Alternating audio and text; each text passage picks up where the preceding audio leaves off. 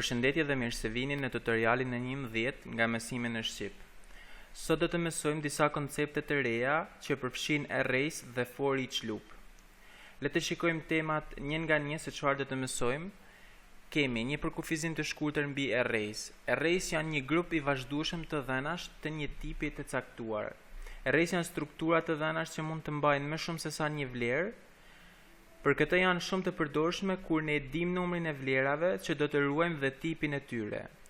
Logjika e funksionimit të tyre është e tillë që ne mund të aksesojmë ose të veprojmë me të dhënat në array me anë të indekseve. Pra, çdo pozicion në array ka një indeks të caktuar që me anë të tij ne mund të marrim të dhënat në atë pozicion. Pra duhet të jemi shumë të qartë që arrays ka një mallësi të përcaktuar që në fillim dhe nuk mund të vendosim më shumë vlera se sa kemi përcaktuar numrin e tyre në fillim.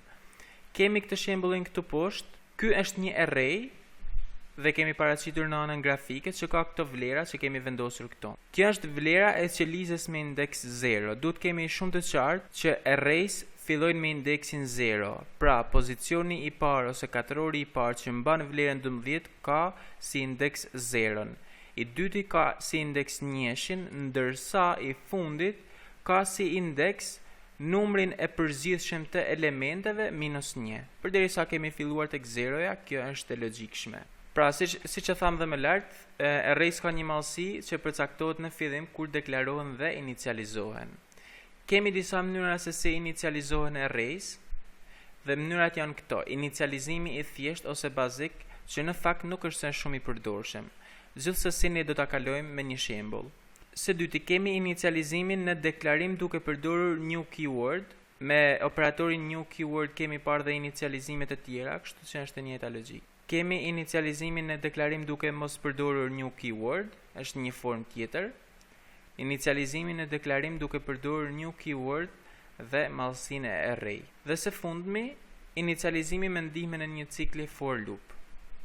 Pastaj aksesimin e elementeve të një array, përsëri do e shikojmë me anë të një for loop dhe në fund do shikojmë se çfarë është një for each loop dhe si të aksesojmë elementet e një array me anë të tij. Tani këtu jemi në Visual Studio dhe të fillojmë me deklarimin e një array me të dhënat e tipit integer.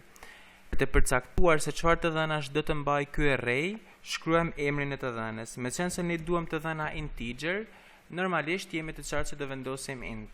Pra vendosim int dhe për të treguar që është një array, hapim dhe mbyllim klap katrore. Në këtë rast i kemi thënë kompjuterit që ne kemi një array me të dhëna integer. Më pas i japim një emër këtij array. Unë po jap emrin int data. Dhe është barabartë me new int. Përsëri shkruajmë new int, pra emrin e të dhënave, dhe hapim dhe mbyllim klap katrore. Tani këtu po të shikojmë jep një vit të kuqe që tregon se kemi një error. Dhe po të bëjmë hover, thotë që ne duhet të vendosim një mallësi për këtë array. Dhe këtu është pozicioni që ne vendosim një mallësi. Unë po them që dua që ky array të ketë 3 elementa. Tani ne krijuam një array që ka 3 elementa, por në momentin konkret ku jemi, këto 3 hapësira që kemi allokuar në memorie janë boshe, pra nuk kanë asnjë gjë në të. Dhe për t'i mbushur me të dhëna, shkruajmë emrin e array, që në këtë rast është int data, hapim dhe mbyllim klap dhe vendosim indeksin se ku duam të vendosim të dhënën. Ne do fillojmë nga indeksi 0, që është edhe i pari, dhe e barazojmë me një vlerë të caktuar. Shkruajmë përsëri të njëjtën logjik. Tani jemi në pozicionin e dytë, që është me indeks 1, dhe shkruajmë një numër tjetër. Tani jemi në pozicionin e tretë dhe të fundit, dhe japim një vlerë po them negative. Tani po të shikojmë, indeksi i fundit do jetë mallësia e vektorit -1, përderisa fillon nga 0-ja.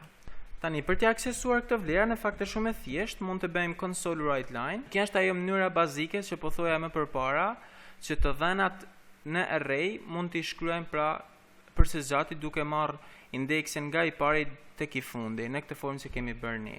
Tani për të aksesuar shkruajmë int data, përsëri shkruajmë indeksin, po them që duam të vendosim. Dhe vendosim edhe elementin e tretë. Tani po ta bëjmë run. do të shikojmë që do na printohen të gjitha këto vlera. Po të shikojmë kemi printimin e këtyre vlerave. Pra çfarë kemi bërë dhe një herë ta përmbledhim shkurt. Kemi deklaruar një array me 3 elementa integer, pra kemi krijuar hapësirën e nevojshme në memorie për 3 elementa dhe kemi filluar në pozicionin e parë me indeks 0 kemi dhënë këtë vlerë, në pozicionin e dytë me indeks 1 këtë vlerë dhe në të tretën këtë vlerë dhe në fundi kemi printuar secilin prej tyre. Kur i referohemi int data me indeks 0 dhe tentojmë ta printojmë, do të thotë që shkon dhe merr vlerën në pozicionin me indeks 0, që në këtë rast është 456, me sens se kemi përcaktuar më lart. Kjo është inicializimi bazik. Ka dhe inicializime të tjera në fakt që janë më të shpejta dhe më të rekomanduara, le t'i fshijmë këto. Ne mund ta bëjmë dhe inicializimin që të koka e deklarimit. Hapim club dhe mbyllim club zarplush dhe këtu vendosim vlerat. Po them 5, 3, 9. Dhe në fund normalisht do vendosim pikë presje me qenë se është një statement. Bëjmë start përsëri dhe do shikojmë që do printohen 5, 3 dhe 9. Pra kemi thënë që allokoje memorien e nevojshme për 3 elementa integer dhe më pas jep ju këto vlera që kemi përcaktuar midis klapave zarplush 5, 3 dhe 9. Normalisht do i ndajmë me presje duke qenë se do specifikojmë se cili është elementi i parë, i dytë dhe i tretë.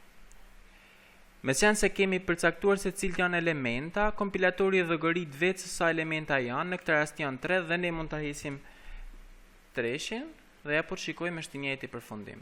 Pra, këto dyja metodat e fundit janë ato metodat që tham janë inicializimi me anë të new keyword, duke përdorur mallsinë dhe duke mos përdorur mallsinë. Përveç kësaj, ne normalisht, siç e thash dhe më përpara, mund të shkruajmë ose mund të krijojmë dhe arrays me të dhënat e tjera. Po krijojmë dhe një me stringje. Po jap emrin names. Tani këtë unë dua ta inicializoj në një tray tjetër. Nëse ne duam ta inicializojmë një array në pozicionin ku deklarojmë, kemi dhe një mundësi tjetër që nuk është e nevojshme të shkruajmë baraz me new, int dhe me gjatë, por shkruajmë direkt, hapim dhe mbyllim club zarplushe dhe japim vlerat përkatëse.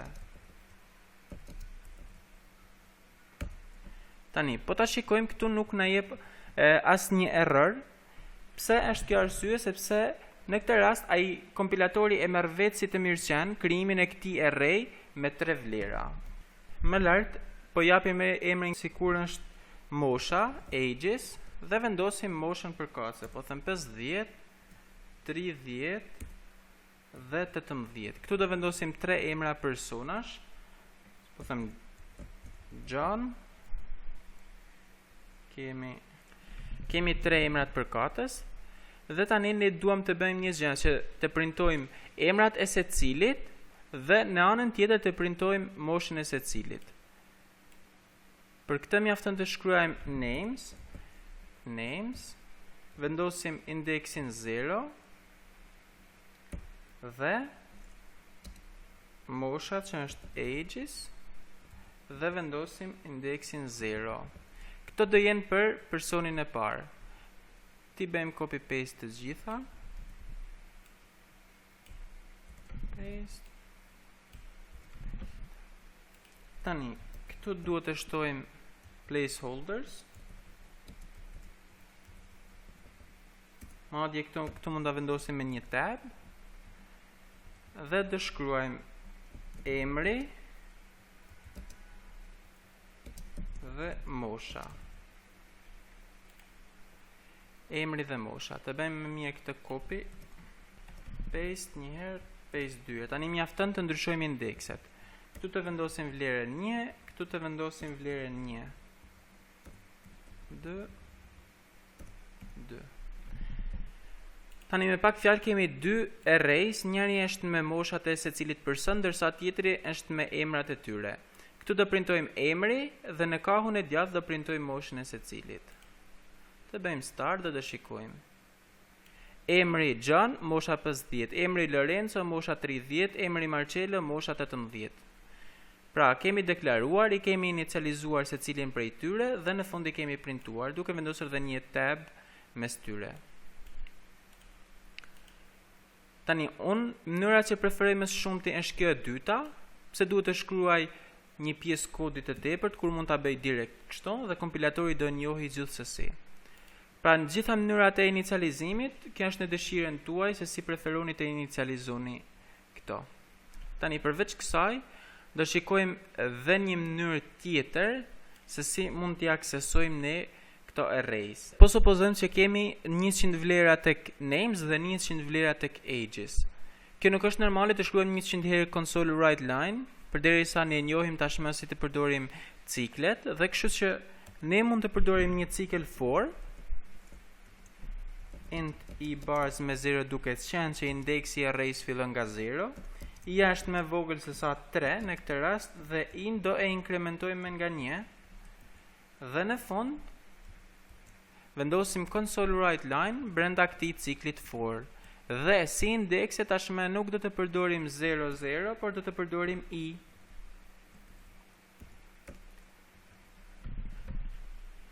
Kjo është më qartë dhe është më thjeshtë dhe është I njëjti përfundim. Pse fillon për I nga 0 deri tek 3 që është mallësia e vektorit duke rritur indeksin me nga 1 dhe printon pastaj emrat e secilit indeks dhe moshën për secilin indeks. Përveç kësaj, ka raste të caktuara që të dhënat e këtyre arrays po them nuk e dim se sa është mallësia e këtyre arrays ose edhe nëse nuk e dim, është më mirë të shkruajmë në një trajt tjetër duke mos u munduar të zgjejmë se sa është mallësia e këtyre arrays. Dhe ajo çfarë duhet të them është kjo, vendosim emrin e arrays, duke qenë se në këtë rast edhe mallësia e ages, edhe mallësia e names është e njëjta, pra 3 njëra 3 tjetra, ne mund të vendosim cili do nga këta emra. Unë po vendosi ages, pik, këtu kemi njësër metodash dhe njësër properties. Ajo që është ndër më të përdorshmet ose më e përdorshmet, themi është length dhe kthen mallësinë e këtij vektori. Tashmë ne nuk na intereson se sa është mallësia e këtij vektori, ne na intereson që ages.length merr mallësinë e tij. Nuk kemi nevojë të shkruajmë tashmë 3 dhe vendosim direct length. Është I njëjti përfundim, ja po shikojmë emri dhe mosha. Kjo mënyrë shumë herë është e përdorshme, por ka raste të tjera që nuk është edhe aq. Pse nuk është shumë e përdorshme? Po ta shikoni, fori është goxha I ngarkuar, pra duhet të fillojmë të deklarojmë një variabel me indeks nga 0, të marrim mallësinë e ages, ta inkrementojmë me nga 1. Këtu po them të printojmë pastaj në varësitë e indekseve, të printojmë secilën vlerë dhe kështu me radhë. Kjo nuk është një mënyrë e preferuar në shumë raste. Për këtë na vjen në ndihmë for each loop. Për të përdorur for each loop, unë do përdori vetëm një array dhe në vend të përdorimit të for shkruajmë for each.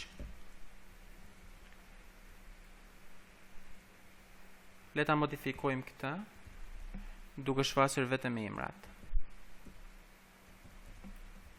Tani, for each kërkon dy gjëra. Kërkon tipin e të dhënës që ne duam të shfaqim ose të marrim, që në këtë rast është string, name dhe japim një emër çfarë do, unë po ja jap name, pra të marrim një emër nga array me emrin names. Dhe ku do I marrim këto, shkruajmë in, pra në names dhe në fund bëjmë printimin. Ja, kjo është një strukturë shumë e thjeshtë. Themi për secilin string name, pra për secilin emër që ndodhet në array me emër names, bëj diçka dhe çfarë duam të bëjmë ne, të printojmë këtë name. Ja, po ta shikojmë në këtë rast printon John Lorenzo Marcello. Pra kemi pak fjalë, kemi thënë për secilin vlerë në array printoj atë. Kjo është më thjesht, nuk ka nevojë përdorim indeksesh, nuk ka nevojë që të mendojmë se ku mbaron, cilat janë ato properties që na duhen. Mjafton të deklarojmë tipin e të dhënës në fillim dhe ku do I marrim këtë të dhëna dhe këtu mbaron puna. For each është një cikël I cili nuk është se implementohet në të gjitha llojet e të dhënave. Do I shikojmë më vonë se çfarë duhet të them me këtë në tutorialet e ardhshme, por që është shumë I fuqishëm sepse ne mund ta bëjmë të implementueshëm me të dhëna nga më të ndryshmet. Tani për momentin tek arrays implementohet shumë mirë tek stringet, integer, double etj. Ju mund të përdorni si for each, si for është e njëjta logjik. Ka dhe një rast të fundit që unë do I përdori të dyja. po them kemi krijuar një array me stringje names dhe ka një mallësi prej 4 emrash. Tani unë dua në mënyrë dinamike ti marr këto emra nga përdoruesi dhe ti printoj në ekran. Për këtë çfarë bëj? Përdori një cikël for për të marrë të dhanat nga përdoruesi dhe do përdori një cikël for each për t'i shfaqur përsëri në konsole. Dhe do them for int I baraz me 0, ja është me vogël names.length I++. Pra do fillojmë nga indeksi I parë tek indeksi I fundit dhe do vendosim vlerën në secilin nga këto pozicione dhe shkruajmë normalisht names në pozicionin e it dhe është e barabartë. Tani kjo është shumë e thjeshtë, console.readline. Kjo merr vlerën nga përdoruesi. Madje mund të shkruajmë edhe një mesazh më lart që të themi përdoruesit I jepni vlerën, I jepni emrin në pozicionin e, këtu vendosim një placeholders, këtu vendosim I+1. Vendosim I+1 sepse nuk ka kuptim të themi jepni emrin në pozicionin e 0.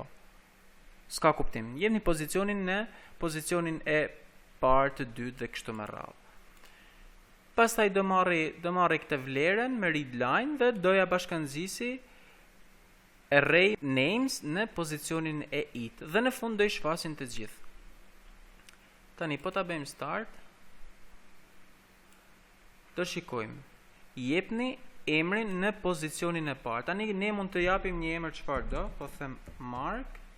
Jepni emrin në pozicionin e dytë Lorenzo përsëri.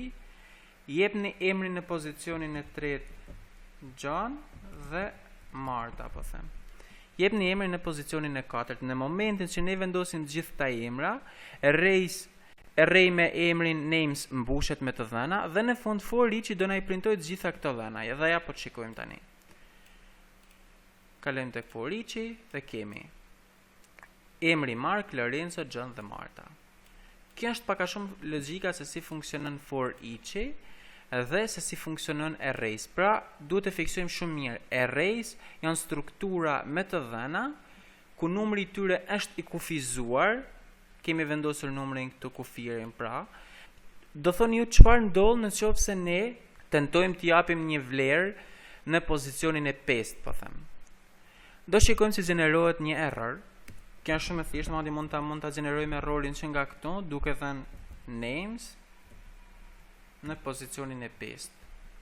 Kompilatori në këtë moment nuk e dallon që është një error, por që në runtime do shikojmë ja ta bëjmë start dhe një herë. Do shikojmë se gjenerohet një exception, index out of range exception, I cili gjenerohet për arsye që kemi tentuar të përdorim një index më të madh se sa mallësia e këtij array, që në fakt nuk është e lejuar. Pra duhet kemi shumë kujdes me indekset në arrays.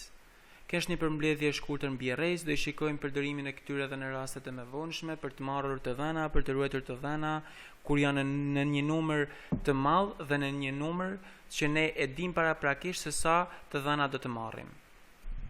Me kaq do e mbyllim me arrays, bashkë mirupafshim në tutorialin e radhës.